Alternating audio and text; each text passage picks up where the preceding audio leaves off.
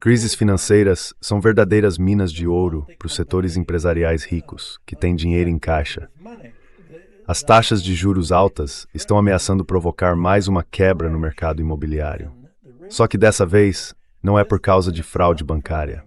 É simplesmente porque a economia está sufocada em dívidas.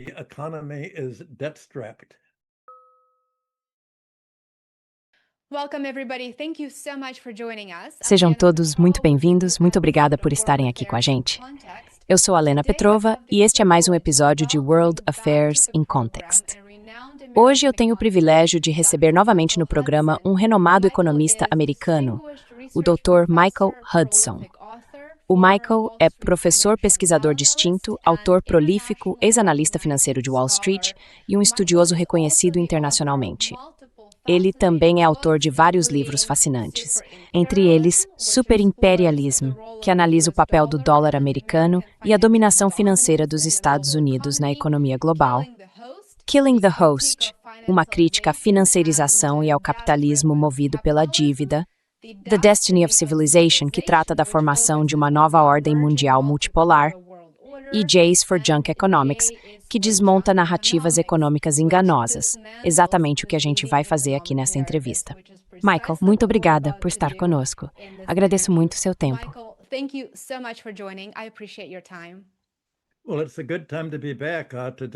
Bom, é bom estar de volta. Hoje, a Bolsa de Valores está surpreendentemente em alta.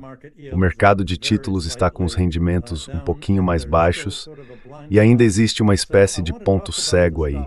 Então eu quero falar sobre o mercado de ações e o de títulos e sobre como eles parecem estar se comportando de forma irracional diante do que o Trump diz que vai ser uma guerra intensificada com o Irã, que deve causar ainda mais bloqueios do petróleo da OPEP para o resto do mundo.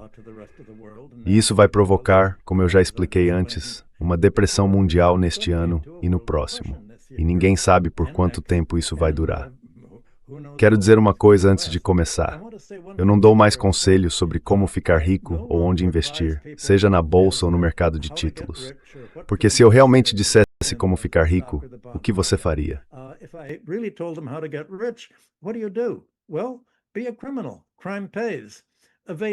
Bem, seja um criminoso. O crime compensa. Evite pagar impostos usando paraísos fiscais. Especule com matérias-primas básicas. Compre fabricantes de armas, empresas de petróleo e grandes poluidoras. É aí que o dinheiro de verdade está sendo feito. E é isso que os investidores mais ricos de hoje estão fazendo. E isso os deixou muito ricos, enquanto o resto da economia fica parado. O que eu quero é mostrar que existe uma alternativa e que o caminho atual só vai piorar o desastre. Tenho tentado explicar como funciona esse capitalismo financeiro de hoje, que já não é mais o capitalismo industrial, e como esse sistema financeirizado opera. E eu percebo que, às vezes, meus livros acabam sendo usados como manuais de como fazer, em vez de tentativas de reverter o que está acontecendo.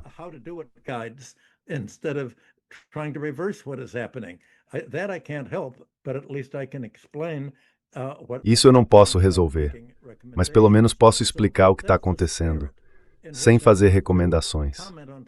É nesse espírito que quero comentar sobre o mercado de ações e de títulos de hoje, esse curto prazismo irrealista que não entende o que está por vir para o mundo, para a crise do petróleo e da energia e para os mercados financeiros. Eu acho que as taxas de juros estão subindo, como se isso fosse de alguma forma desacelerar a inflação de preços, que é causada pelo petróleo, e não por excesso de criação de dinheiro. Na verdade, esse aumento dos juros vai piorar a incapacidade da economia de lidar com o colapso que já está em andamento. Esse é o panorama geral do que eu quero discutir hoje.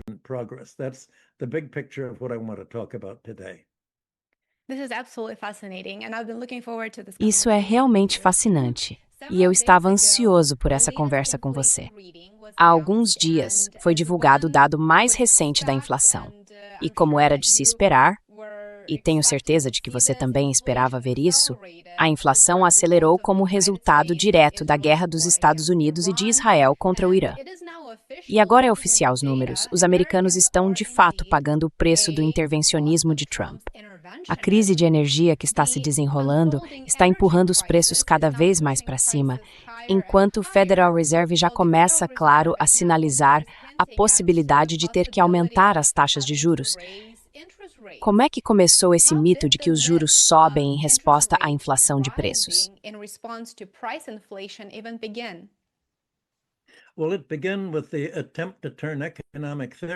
Bem, tudo começou com a tentativa de transformar a teoria econômica em uma espécie de exercício de relações públicas, para justificar os bancos e o setor financeiro como se tivessem um papel produtivo na economia.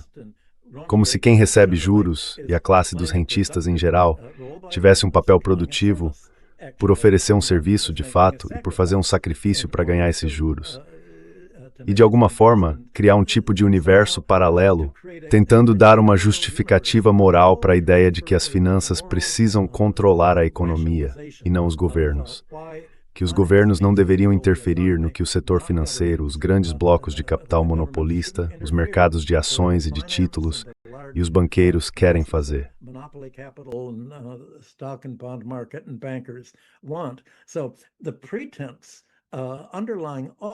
Então, a ideia por trás de toda essa visão de relações públicas sobre o que está acontecendo é que os credores usariam os juros que recebem para comprar bens e serviços.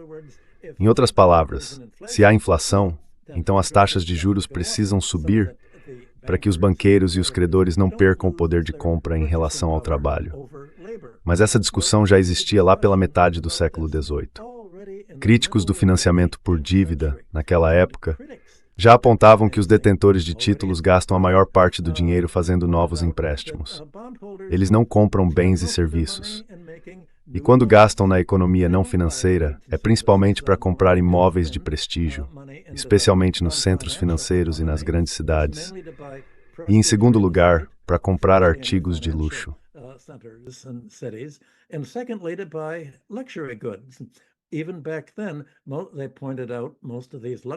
Mesmo naquela época, eles já apontavam que a maioria desses produtos de luxo comprados pela elite financeira vinha da Itália, assim como hoje. Então, no século XIX, os credores começaram a criar uma justificativa ainda maior para os juros. Eles precisavam enfrentar a crescente antipatia contra os bancos nos Estados Unidos e contra os reformadores socialistas. E queriam dizer o seguinte: os juros são uma compensação pelos riscos que estamos assumindo. O risco não é só o de não receber o pagamento, caso não haja garantias suficientes para cobrir tudo isso, mas também a perda do poder de compra sobre bens e serviços à medida que os preços sobem. E mais importante, o que eles realmente queriam era manter o poder de compra dos seus créditos sobre o trabalho que produz esses bens.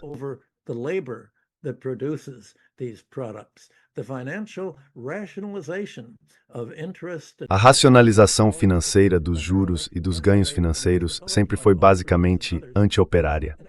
Ela foi desenvolvida pelos austríacos e por outros como um argumento político e ideológico contra o socialismo. E havia, por exemplo, economistas austríacos, como Baumbauer, que chegaram a afirmar que o juro seria o pagamento pelo serviço prestado pelos credores ao se absterem de consumir sua renda. É o que ele chamava de preferência temporal. Os poupadores eram pessoas de classe média e queriam consumir mais no futuro. Então guardavam seus salários, lucros e rendimentos para poder consumir mais depois. Esse mito de que o setor financeiro faria parte do setor produtivo e de consumo, bem, pagar juros acabou sendo retratado como o preço da impaciência.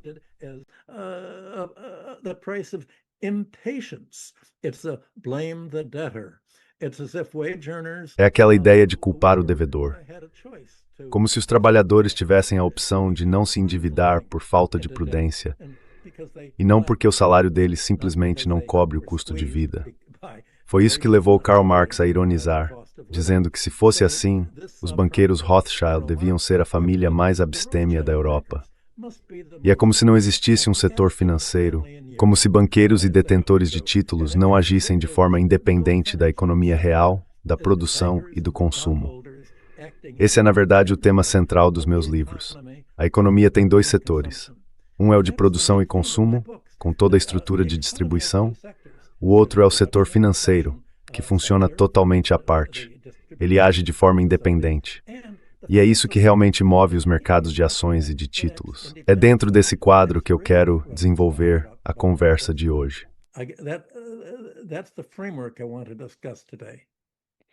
Thank you so much for walking us through this, and we are going Muito to obrigado turn por to explicar tudo isso pra stocks gente. and bonds, Daqui a pouco a gente vai and falar sobre geopolitical ações, sort of background títulos into e também several sobre o cenário news. geopolítico. But, Michael, would Mas you antes first disso, Michael, walk você us pode explicar pra through gente how does como o aumento das raising taxas de juros rates realmente afeta o actually emprego affect e o crescimento employment dos and salários? wage growth? Because Porque I eu sei know que a sua that teoria your é bem theory is diferente da quite narrativa mais different from comum. sort of the E eu mainstream gostaria que o nosso público narrative, and entendesse I would melhor love our a sua visão viewers sobre to esse assunto. get a better sense of your perspective on this.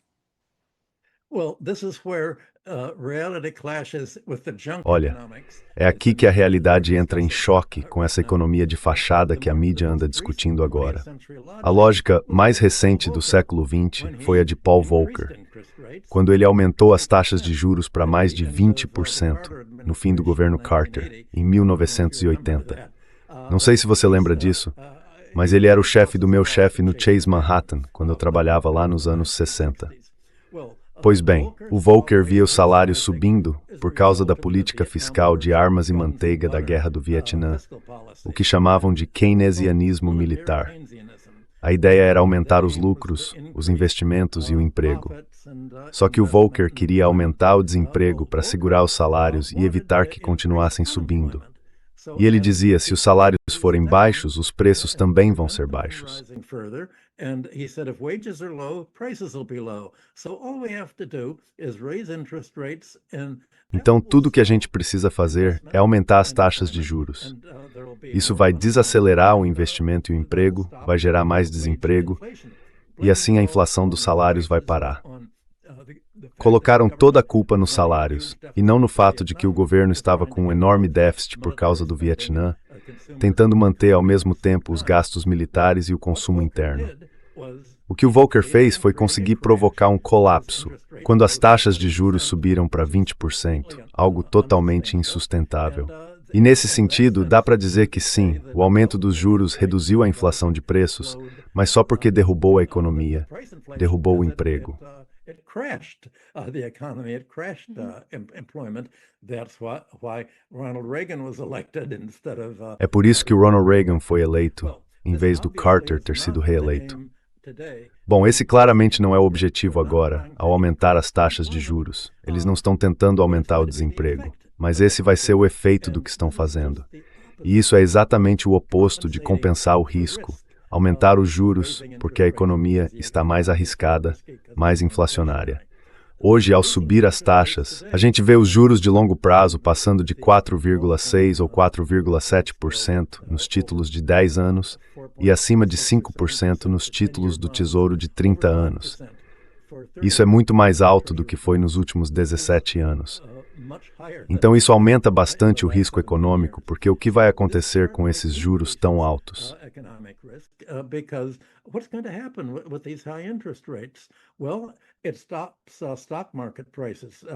Bom, isso impede que os preços das ações subam. Por um lado, porque as pessoas não vão pegar dinheiro emprestado dos bancos com juros altos para especular comprando ações que provavelmente não vão valorizar, já que a crise do petróleo está fazendo as empresas reduzirem a produção e tudo mais. Mas todo esse mercado de ações fica subindo e descendo nessa onda de boatos sobre o que o governo Trump anda dizendo, sobre a chance de a paz voltar e deixar tudo com uma aparência mais otimista. Então, a teoria é que se você dificulta que as pessoas peguem empréstimos nos bancos com juros altos, os bancos não vão emprestar dinheiro para construir novas fábricas e empregar mais gente. Só que na prática, não é isso que os bancos fazem.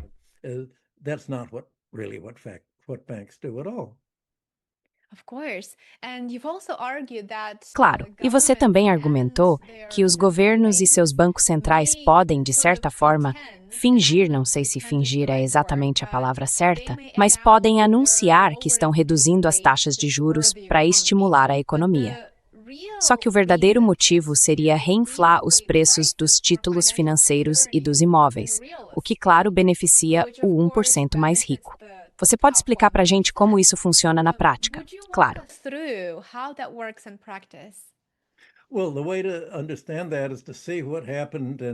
Olha, a forma de entender isso é ver o que aconteceu depois que o governo Obama assumiu, em 2009. A economia estava em colapso, e por causa da crise das hipotecas podres, grandes fraudes bancárias levaram a um aumento nos calotes desses empréstimos. Além disso, a economia estava tão instável, tinha virado praticamente um cassino, que muitas empresas grandes, como a AIG, fizeram apostas erradas sobre para onde iam os derivativos. Eu não vou entrar em detalhes sobre o que são derivativos. Basicamente eram apostas sobre taxas de juros, preços de ações e inadimplência de empréstimos. Então, a grande questão era: como salvar o sistema bancário? O Federal Reserve e outros bancos centrais não representam o interesse público. Eles representam os interesses dos seus clientes.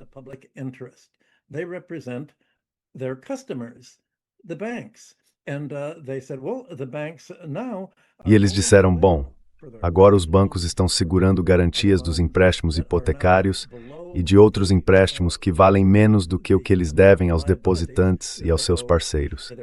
Então, precisamos salvar o sistema bancário. O que fazemos? Aí o Obama disse, certo, o que vamos fazer é o seguinte: primeiro, eu vou quebrar todas as promessas que fiz. Vamos jogar as vítimas negras e de minorias dos financiamentos podres debaixo do ônibus. Vamos deixar os bancos tomarem as propriedades delas, para que a gente possa vender tudo para os próprios bancos. E vamos reduzir tanto as taxas de juros que o Federal Reserve vai inundar a economia com crédito. Em outras palavras, vamos baixar os juros dentro da política de taxa zero, que começou em 2009 e foi até mais ou menos 2022, para 0,1%.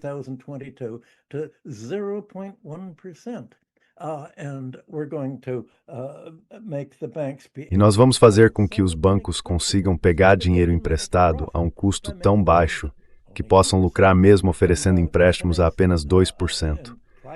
E as empresas e o capital privado agora podem tomar empréstimos a 2% para comprar ações que pagam dividendos acima de 2%, ou para comprar empresas que estão subvalorizadas, apostando num ganho de capital.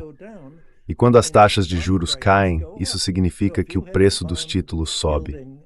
Então, se você tem um título rendendo 5% e a taxa de juros cai para uma fração de 1%, o preço desse título dispara. O que o Obama fez foi criar o maior boom do mercado de títulos da história. Os bancos ficaram ricos com suas carteiras de títulos e os detentores de títulos e ações dos bancos também enriqueceram com esses papéis. E assim os bancos subiram, o mercado de ações subiu e o mercado de títulos também subiu.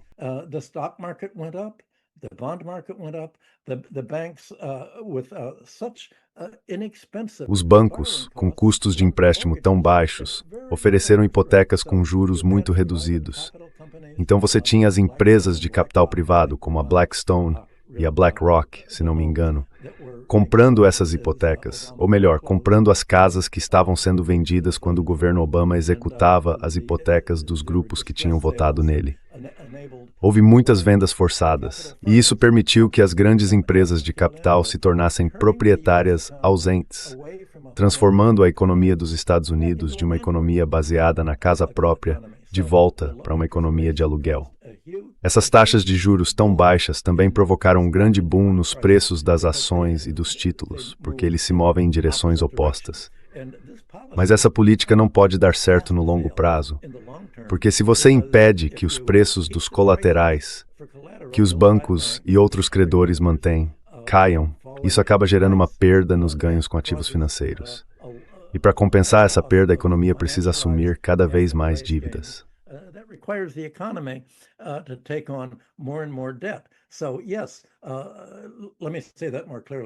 Então sim, deixa eu dizer isso de forma mais clara. Desde 2009, os níveis salariais da economia ficaram bem estáveis. Mas houve um crescimento enorme, enorme mesmo, na riqueza do 1% mais rico e, na verdade, dos 10% mais ricos. Toda essa riqueza vem do mercado de ações e dos preços dos imóveis. Ela foi inflada pelo crédito. Quando os bancos emprestam mais, os tomadores de empréstimo conseguem pegar mais dinheiro e, com isso, aumentam o preço dos imóveis, das ações e dos títulos. E esse crédito bancário faz com que qualquer casa, prédio comercial, ação ou título vale o quanto o banco estiver disposto a emprestar sobre ele, para quem pega o dinheiro pagando juros e esperando ter um ganho de capital maior. E foi exatamente isso que aconteceu.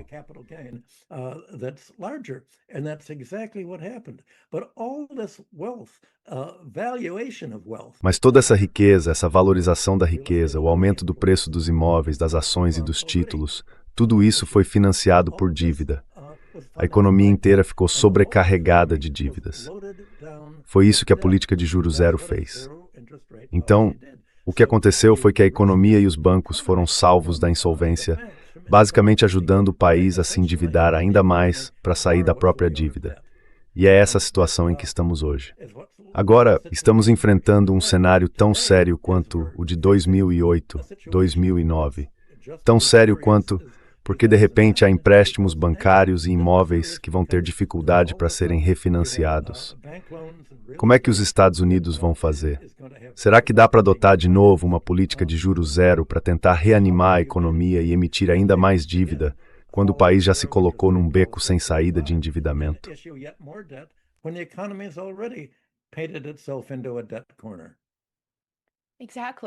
Exatamente.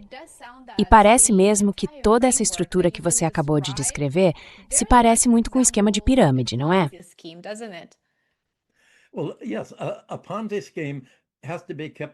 Bom, sim, um esquema Ponzi precisa continuar rodando, porque você depende de novos participantes entrando nele.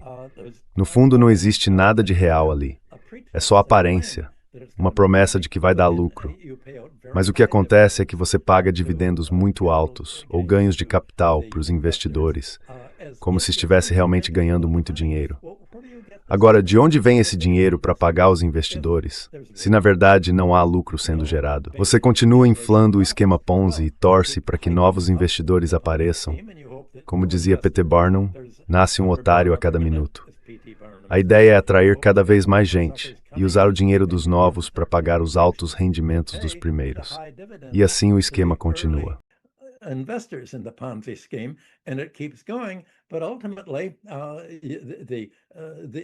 Mas no fim das contas, as dívidas nominais com os depositantes ou com os participantes do esquema ficam tão altas que não entra mais dinheiro de novos investidores e todo o esquema desaba. Pois é, a economia hoje funciona mais ou menos assim. O setor imobiliário, o setor bancário, as empresas de capital aberto, todos tomaram empréstimos para pagar os juros que estão vencendo. E como pegaram dinheiro emprestado para comprar imóveis ou ações, como é que vão conseguir pagar os bancos quando o preço das ações cai e os dividendos e os aluguéis ficam apertados por causa do aumento dos custos imobiliários? Não só das hipotecas, mas também do seguro, que está cada vez mais caro. Pois bem, os bancos não podem deixar que eles quebrem. Então os bancos dizem, a gente te empresta o dinheiro para pagar. E continuam emprestando mais e mais dinheiro.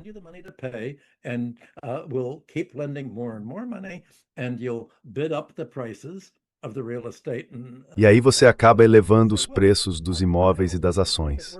E a gente diz, bom, o nosso colateral vale isso. Estamos fazendo empréstimos sólidos, garantidos por imóveis que já existem e por ações.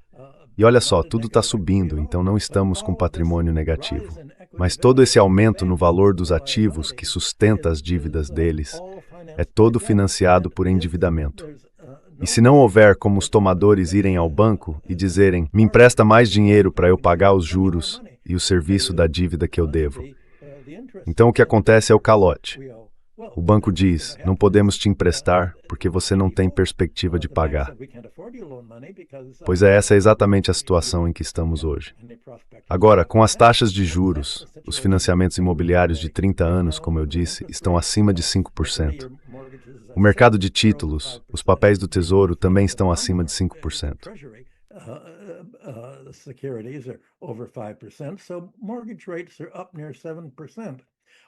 As taxas de hipoteca estão perto de 7%. E com os juros do jeito que estão hoje, é quase impossível para novos compradores ou vendedores conseguirem vender suas casas. Pense assim, você precisa se mudar ou não consegue mais pagar a casa. Então coloca o imóvel à venda para quitar o que deve ao banco e, com sorte, ainda sair com algum ganho de capital. Mas, de repente, os proprietários, e dá para dizer o mesmo dos acionistas, Estão percebendo que não existe mais mercado para imóveis pelos preços que pagaram há poucos anos. Naquela época, eles tinham financiamentos com juros baixos, então o custo mensal da casa era bem menor. Agora, os novos compradores vão ter que pegar um financiamento com juros bem mais altos. E o custo de carregar essa hipoteca, mês após mês.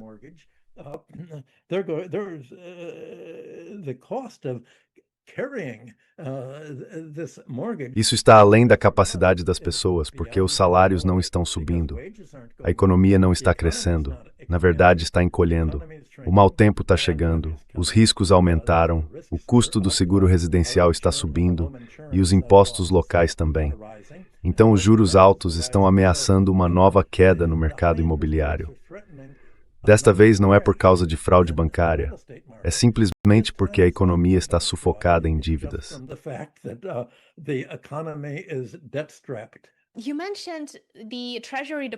Você mencionou que o Departamento do Tesouro precisa pegar mais dinheiro emprestado.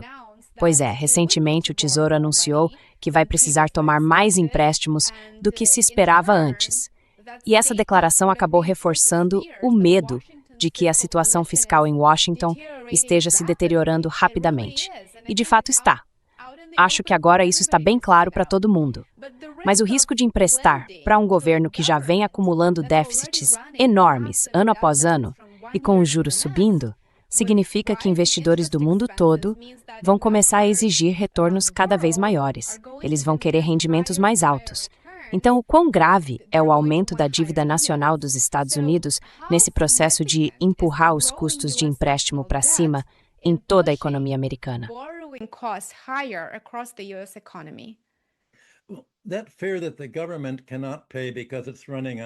Esse medo de que o governo não consiga pagar porque está com déficit orçamentário é pura bobagem econômica. Essa é a falácia. Achar que o balanço do governo funciona como o de uma família. O governo não é uma família. Se de repente você precisa gastar mais do que ganha, não dá para ir ao supermercado, fazer as compras e dizer para o caixa, olha, eu não tenho dinheiro para pagar agora. Deixa eu te escrever um vale e você pode tentar pagar o fornecedor das verduras com esses vales. Você ficaria sem dinheiro. Isso é absurdo. O governo, por outro lado, pode sempre emitir dinheiro. E quando eu digo que o governo pode emitir dinheiro, quero dizer que o Banco Central pode fazer isso.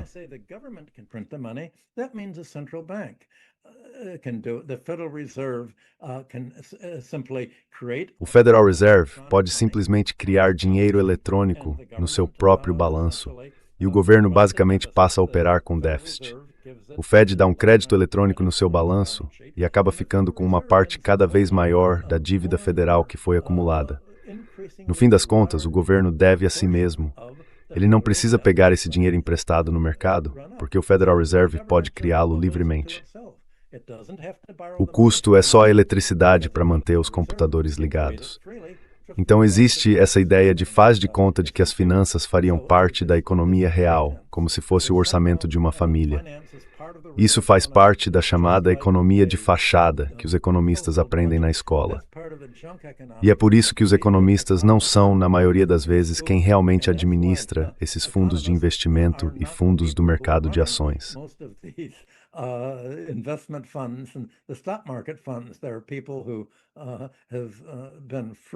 Tem gente que nunca teve uma formação em economia, mas pode ir para uma escola de negócios e aprender como usar a alavancagem de dívida, como economizar em impostos e até como se tornar isento de impostos. Mas isso é uma bobagem. A resposta do Federal Reserve à crise de 2008 foi o seguinte: além de financiar a dívida do governo, imprimindo dinheiro eletrônico, eles emprestaram, como eu disse para os bancos, com juros de até 0,1%. Só que pagavam para os bancos algo em torno de 2%, não lembro a taxa exata, sobre os depósitos. Então os bancos podiam pegar dinheiro emprestado a menos de 1%, deixar esse dinheiro depositado no próprio Federal Reserve e ganhar dinheiro de graça. Isso foi uma lei especial administrada pelo governo Obama. Ele disse, eu preciso recompensar meus doadores de campanha com um almoço grátis e um jeito fácil de ganhar bilhões de dólares. a way to make billions of dollars easily, this is what we'll do. Give them free money to borrow, let them É o invest seguinte, it at the Fed. Just vamos dar dinheiro de graça para eles pegarem emprestado, deixar que invistam isso no Federal Reserve, ou simplesmente deixem lá em depósito, e assim vão ganhar o suficiente para sair do buraco da fraude financeira. E aí, se não quebrarem, a gente não precisa processar nenhum dos caras que comandaram a fraude das hipotecas. Quer dizer, isso foi o absurdo do governo Obama. Então, em vez de deixar os bancos e os depositantes perderem dinheiro, ele basicamente disse, bom, podemos encher a economia inteira de dívida para gerar lucro, criar trilhões de dólares para os acionistas e para os detentores de títulos e sacrificar a economia. Mas afinal, quem eu represento? Quem o Partido Democrata representa? Meus doadores de campanha, é claro. E foi isso que ele fez. O resultado, como eu disse, foi um enorme boom no mercado de títulos, mas uma economia em formato de K. Bond market boom, but a K-shaped economy. The financial and real estate sectors Os setores financeiro e imobiliário e a riqueza do 1% a 10% mais ricos da população cresceram muito. O resto da economia foi ficando cada vez mais apertado, porque precisava pagar os juros de uma dívida que só aumentava. Dívida de hipoteca, de cartão de crédito, de empréstimo estudantil, de carro. Todo esse serviço da dívida foi sufocando a capacidade econômica das pessoas. E o resultado é que o mercado consumidor nos Estados Unidos praticamente não tem se expandido. Um exemplo disso é que no ano passado, em 2023, metade de todo o aumento nos gastos dos consumidores veio, na verdade, dos 10% mais ricos da população. Em outras palavras, foram os bilionários comprando bolsas de luxo.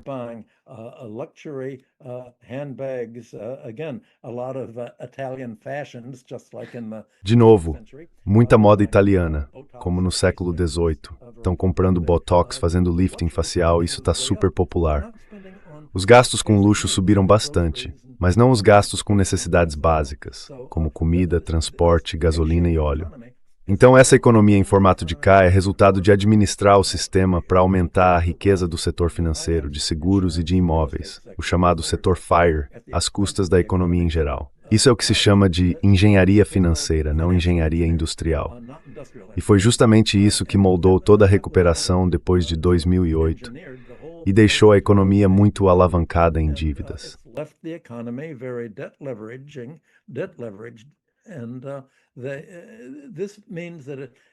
E isso significa que praticamente não há espaço para começar a subir os juros de novo, ainda mais para níveis de aperto, principalmente se a interrupção no comércio internacional de petróleo fizer as empresas pararem a produção porque não conseguem combustível para manter o processo produtivo.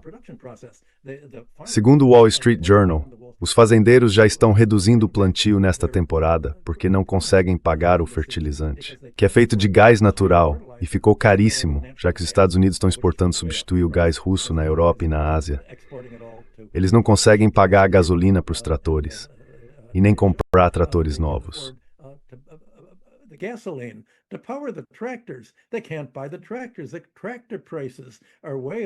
Os preços dos tratores subiram muito, porque as grandes fabricantes de tratores são empresas americanas que transferiram boa parte da produção para a Europa. E do que se faz um trator? De aço e alumínio. E o Trump impôs tarifas altas de 50% sobre o aço e o alumínio usados nesses tratores importados de que os fazendeiros precisam. Os preços dos tratores novos dispararam e por isso o valor dos tratores usados também subiu bastante, já que os fazendeiros tentam evitar pagar esses novos preços altíssimos. As tarifas do Trump também tiveram um papel importante em levar a economia americana à beira da falência. Tudo porque ele dizia o seguinte: se a gente pode arrecadar dinheiro com tarifas e fazer os trabalhadores, os fazendeiros e a indústria pagarem, então eu posso cortar impostos para os mais ricos. Aquele 1%, o meu grupo de bilionários.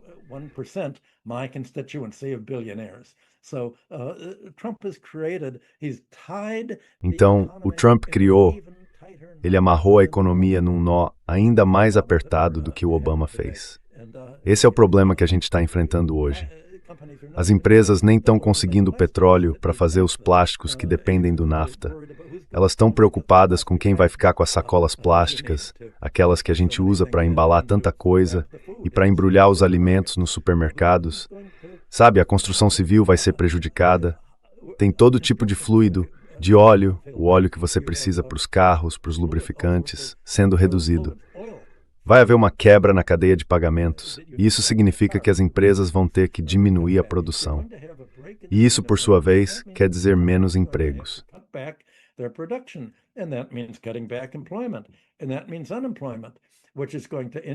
E isso significa desemprego, o que vai aumentar os déficits aqui e em outros países, e causar uma economia ainda mais desequilibrada, que já está sendo esmagada pelo peso das dívidas.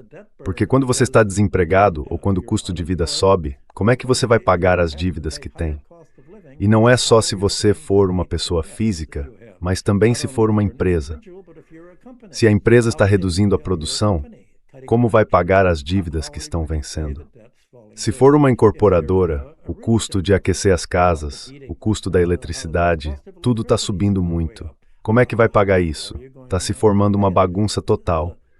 E mesmo assim a Bolsa de Valores continua subindo.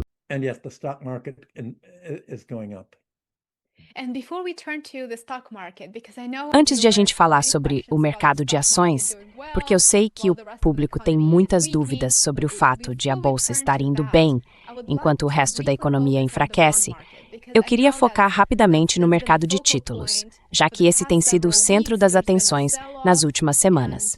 A gente viu uma venda forte e os rendimentos dos títulos subiram, como você mencionou no começo da entrevista. Como as condições do mercado de títulos de hoje se comparam a períodos passados, como a crise de inflação dos anos 70, o início dos anos 80 ou até o sistema financeiro depois de 2008? Se você tivesse que comparar e destacar as diferenças e semelhanças, o que mais chamaria sua atenção agora?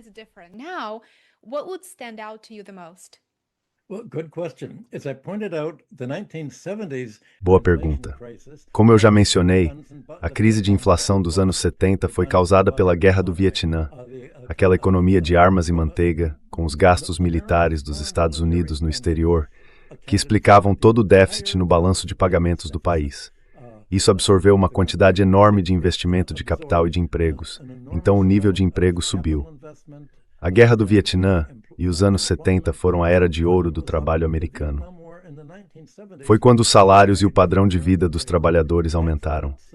E o Volcker disse: "Eu represento a classe bancária. O trabalho é o nosso inimigo, como sempre foi o inimigo dos banqueiros no século XIX e no começo do século XX. Nós acreditamos que, quanto mais baixos forem os salários, mais dinheiro pode ser extraído como lucro para pagar dividendos e financiar programas de recompra de ações."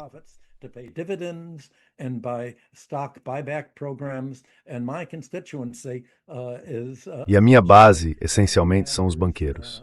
E o inimigo é o trabalho, é o trabalhador. Eu vou provocar uma depressão econômica. Isso vai ensinar os trabalhadores a não... vai quebrar o movimento de sindicalização. Isso significa que não vai haver empregos e o trabalho vai ficar desesperado para conseguir serviço. Os trabalhadores vão aceitar salários mais baixos. E é isso que a gente quer. Salários mais baixos significam lucros mais altos. Lucros mais altos significam mais investimento em empréstimos bancários para minha base. Mas hoje, a gente não tem o que ele chamava de uma economia superaquecida, com emprego demais. O que a gente tem é o desemprego aumentando. A gente tem subemprego acontecendo. Não estamos vendo inflação de salários. O que está acontecendo é o contrário. Os salários estão sendo cada vez mais apertados.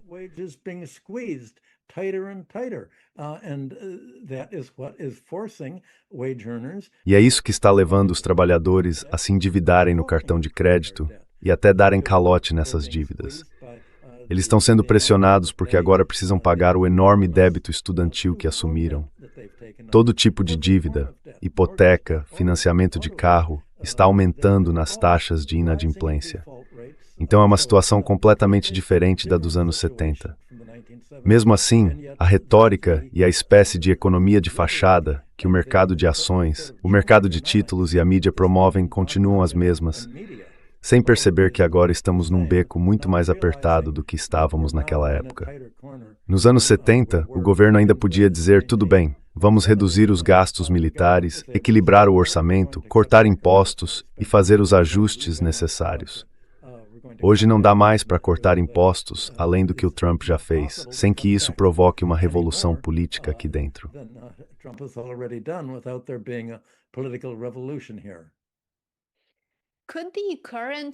A situação atual do mercado de títulos poderia em algum momento forçar Washington a adotar uma política de austeridade fiscal? Ou, como você mencionou, grandes cortes de gastos seriam praticamente impossíveis. Qual seria a alternativa nesse caso? So what is the alternative here? Então Washington não vai cortar os gastos, a não ser que faça o que a Alemanha Ocidental e a Europa estão fazendo. Vai dizer algo como: olha, a gente usou tantas armas na guerra do Irã, já custou 2 ou 3 trilhões de dólares. Não dá para sustentar guerras para manter o Império Americano e, ao mesmo tempo, ter gastos sociais. Tenho medo de que digam: vamos ter que reduzir a previdência social. Não dá para pagar. Vamos ter que cortar os programas sociais. Não dá para pagar. Vamos dizer: vamos ter que enxugar o governo, como o Sr. Musk falou. Vamos cortar bolsas de pesquisa e desenvolvimento. Vamos cortar o apoio às universidades. Vamos cortar os gastos sociais. E com isso, vão atingir a economia em cheio. Agora somos uma economia militar. Esquece aquela ideia de economia voltada para serviços sociais. Você votou nos republicanos. Forget any social service economy. You voted Republican, you voted Democrat, we're all together. Você votou nos democratas. Estamos todos juntos. Nós dois concordamos. Cortar os gastos sociais, vender os correios para fazer dinheiro, deixar que seja privatizado, vender tudo que o governo tiver, parques, reservas de petróleo, recursos naturais. É só mudar o foco dos gastos. Mais dinheiro para o setor militar e para os pagamentos ao setor financeiro, para que a gente possa pagar os juros das dívidas que eu, Donald Trump, acumulei com meus cortes de impostos, que o Congresso aprovou, tanto republicanos quanto democratas. Então, agora que vocês cortaram os impostos dos mais ricos, vão ter que reduzir o padrão de vida, 10%, 20%. Vão acabar indo à falência. Vocês votaram em mim, votaram pelos cortes de impostos. Agora paguem o preço. Alguém tem que pagar. E vai ser vocês, a maioria da população, o que antes se chamava de classe média.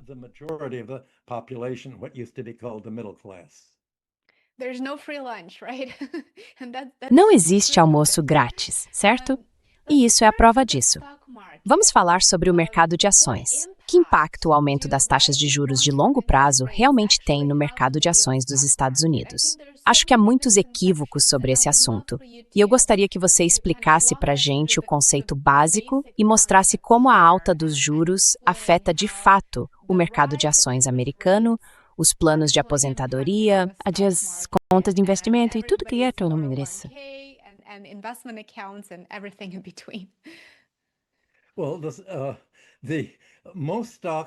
Bom, a maioria das ações não é comprada com a poupança dos trabalhadores, seja por meio dos fundos de pensão ou das economias pessoais deles. É dinheiro emprestado. A maior parte das ações é comprada por investidores institucionais. Eles pegam dinheiro emprestado dos bancos. Foi isso que ficou claro nos anos 80, com os movimentos de aquisição financiados por títulos de alto risco. Os bancos de investimento, começando especialmente pelo Drexel Burnham, pegavam empréstimos e levantavam recursos junto a possíveis detentores de títulos e investidores.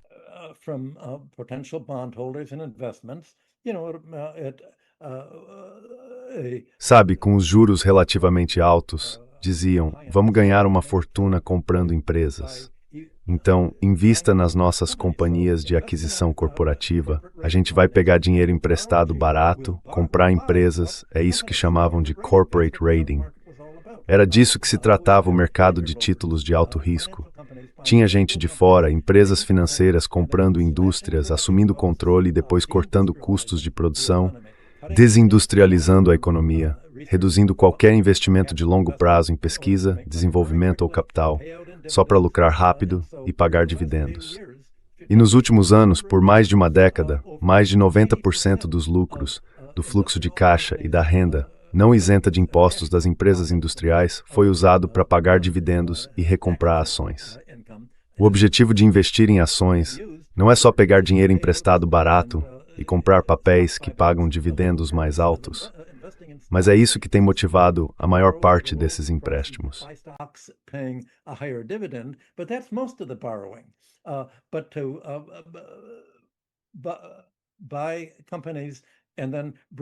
Mas compram empresas e depois as dividem. Se você compra hospitais e pensa, como é que se ganha dinheiro com um hospital que mal se sustenta? A resposta é que o hospital vende o próprio imóvel para uma empresa separada e depois aluga de volta esse mesmo espaço. Então, de repente, o hospital passa a pagar um aluguel altíssimo pelo terreno e pelo prédio onde funciona, que agora pertencem a outra empresa imobiliária. Só que os especuladores que controlam o hospital usam o dinheiro dessa empresa paralela que comprou o imóvel para pagar dividendos a eles mesmos. Isso tudo é parte do processo de desindustrialização. No fim das contas, o mercado de ações deixou de ser um meio de levantar recursos para investir em capital e gerar emprego.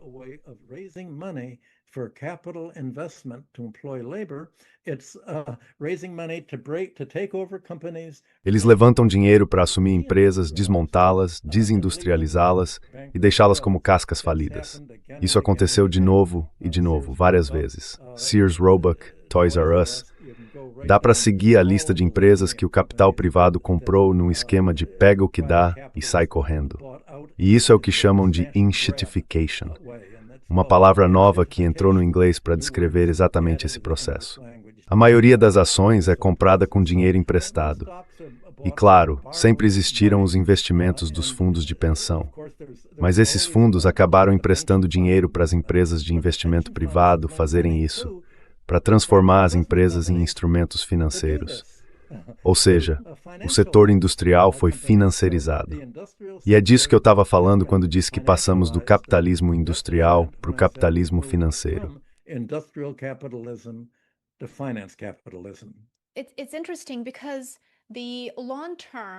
É interessante porque a taxa de juros de longo prazo dos títulos do Tesouro de 30 anos chegou a 5%. E esse é meio que o ponto em que todo mundo começa a prestar atenção quando a taxa fica acima dos 5%. Já o título de 10 anos acho que está em torno de 4,6%. Uau! Se isso fosse algo temporário, daria para argumentar que é só uma fase passageira, para usar a palavra preferida do Powell. Mas nesse caso não é. Então a pergunta passa a ser: por quanto tempo a economia dos Estados Unidos consegue realmente sustentar taxas de juros de longo prazo nesse nível? E o que você espera daqui para frente, como consequência disso?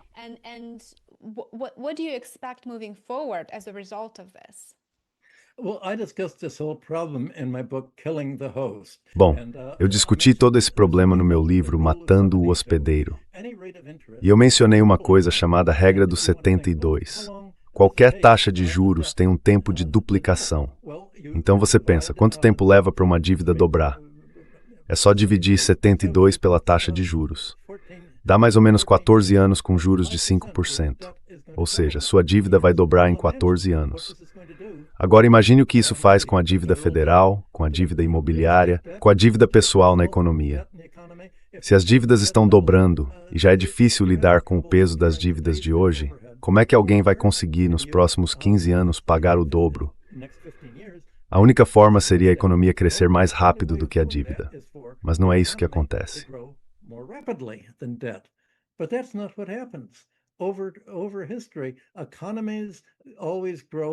Ao longo da história, as economias sempre crescem mais devagar do que o crescimento da dívida, porque a dívida cresce de forma exponencial.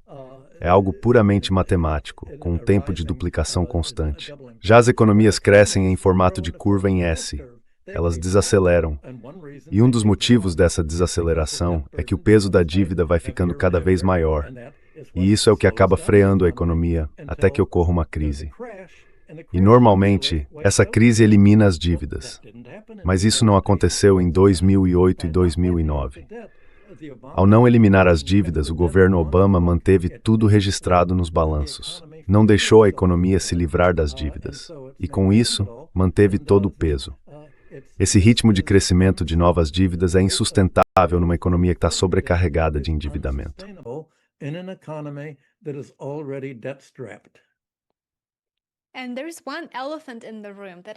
Tem um elefante na sala que eu gostaria de comentar rapidinho. Eu sei que esse é um assunto por si só, bem complexo, mas vamos falar sobre a bolha do private equity. Porque claramente o aumento das taxas de juros de longo prazo tem um impacto direto na capacidade de refinanciamento e no risco de inadimplência das dívidas. Você até mencionou isso antes, mas no caso das empresas de private equity, quais seriam as consequências? Porque, pelo que parece, a gente está falando de uma bolha de trilhões de dólares neste momento.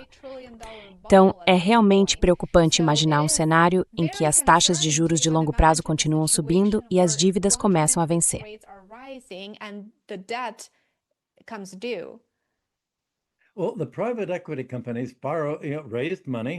Bom, as empresas de private equity pegam dinheiro emprestado ou levantam recursos de investidores, fundos de pensão e outros investidores institucionais, principalmente para fazer o que a gente chama de ataques corporativos, aquele tipo de operação de compra e revenda rápida para lucrar cortando empregos, demitindo trabalhadores, não substituindo quem se aposenta, reduzindo atividades que ainda davam lucro e depois vendendo partes da empresa só para pagar dividendos maiores para os investidores.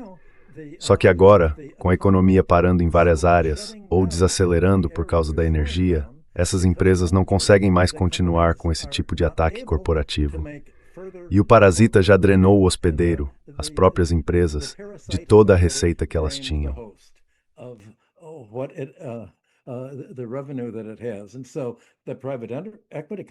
Então as empresas de private equity dizem, bom, e como é que a gente vai pagar os investidores?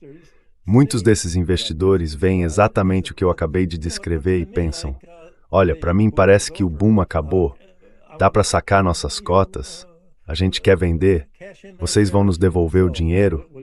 Já ganhamos o suficiente, obrigado, mas agora queremos retirar nossos depósitos. Aí a empresa de private equity responde, sinto muito, mas os saques estão congelados. Se vocês tentarem retirar o dinheiro, a gente vai ter que vender alguns dos ativos que compramos, algumas das empresas que adquirimos. E claro, essas empresas já foram prejudicadas. A gente já as enfraqueceu.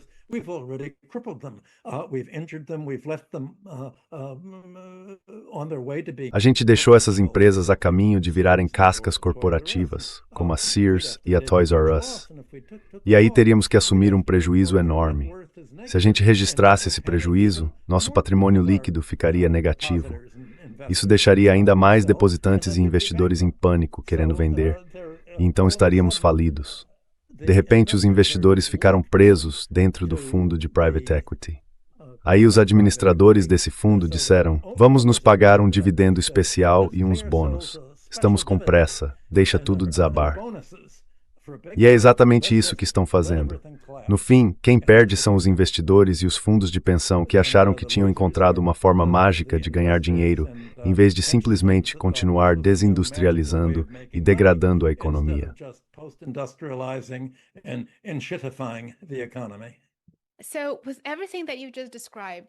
Então, com tudo isso que você acabou de descrever, quais são as perspectivas para as economias dos Estados Unidos e de outros países diante da crise do petróleo? Porque a gente sabe que até agora não existe nenhuma solução diplomática conhecida para a guerra entre Estados Unidos, Israel e o Irã. E o Irã, claro, tem capacidade e disposição para causar enormes prejuízos econômicos se o seu território for atacado. Então, a crise de energia, acho que dá para dizer com segurança, vai piorar. Como isso vai impactar as economias dos Estados Unidos e de outros países, junto com todos esses fatores que você mencionou na conversa de hoje?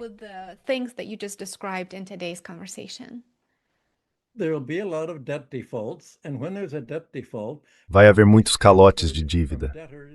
E quando uma dívida não é paga, a propriedade passa dos devedores para os credores. Donos de casa vão perder suas casas de forma permanente para os bancos hipotecários. As empresas vão acabar perdendo o controle para os próprios bancos, para os detentores de títulos e para os credores. Então o resultado vai ser uma concentração ainda maior de propriedade. Crises financeiras são verdadeiras minas de ouro para os setores mais ricos, que têm dinheiro em caixa.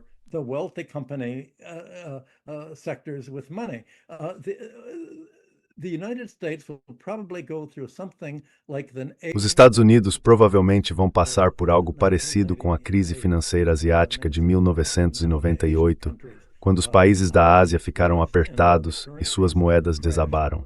A única exceção foi a Malásia, que impôs controles de capital em vez de deixar o mercado livre, e conseguiu se salvar do colapso.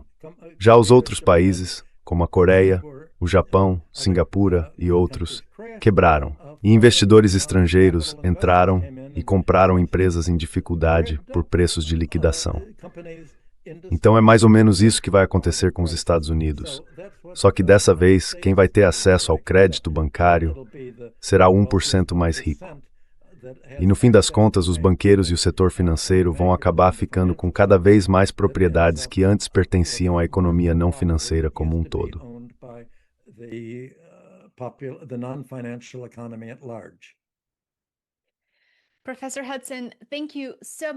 Professor Hudson, muito obrigado por ter sido tão generoso com seu tempo hoje e por estar aqui com a gente. É sempre uma honra recebê-lo e a conversa foi extremamente educativa e instigante. Eu adoraria tê-lo de volta para continuarmos esse diálogo. E para quem está nos assistindo, sigam o Michael no Patreon e apoiem o trabalho dele. Eu sou um grande admirador. Também confiram os livros dele que vou linkados na descrição aqui embaixo. Deem uma olhada, comprem, leiam. Vocês não vão se decepcionar. Michael, muito obrigado pelo seu tempo hoje. Bom, é um bom momento para ter essa conversa. Obrigado por me receber.